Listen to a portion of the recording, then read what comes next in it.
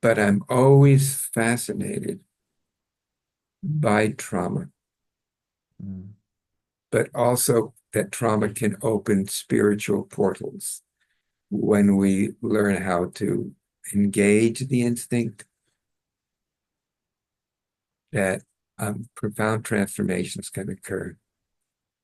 You know, I just mentioned it, one woman that really changed my whole idea of what trauma is.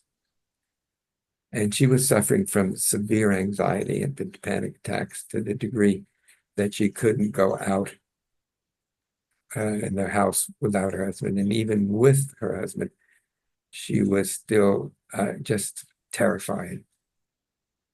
So a friend of mine, a colleague who is a psychiatrist, saw her and tried some medications, but they were very small effect. And so we did a session. And in the session, uh, and she was in a state of anxiety, an image came into my mind of a tiger getting crouched, ready to spring. And so I said, Nancy, there's a tiger chasing you. Run, climb those rocks and escape. And I could see when she started to try to run, she couldn't. Her body was frozen. It was like she was frozen. But I said, can you imagine me giving you my hand to just help you start moving? And so I did.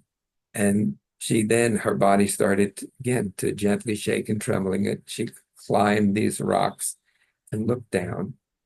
And when she looked down, she saw the tiger, but she knew that she was safe as she looked down. But another interesting thing happened.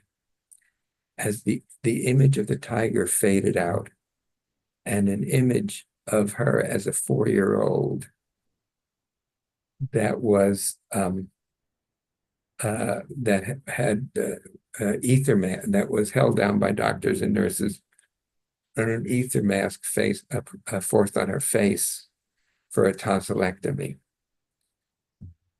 And she had never recovered. Her body had wanted to escape from that, but it couldn't because she was held down. She was overwhelmed.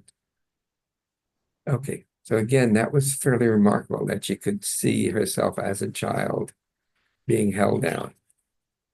But what was even more remarkable is something that she said to me at a later time, which was that when she was sitting on the rocks looking down, and after her body did the shaking and trembling, that she said that she felt like she was being held in warm, tingling waves.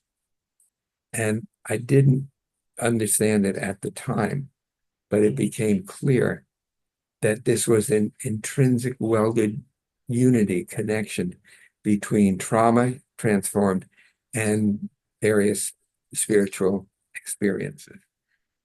It didn't occur to me at the beginning because it wasn't like a mystical. She just felt like she was being held in warm, tingling waves. But it was a miracle. And it changed her life because that was the last panic attack that she had. We did a few more sessions after just to make sure, but she was able to resume her university studies, her graduate studies. And as I say, that panic attack was the last one that she had. For a couple of times, she was worried that she would have a panic attack, but it never happened.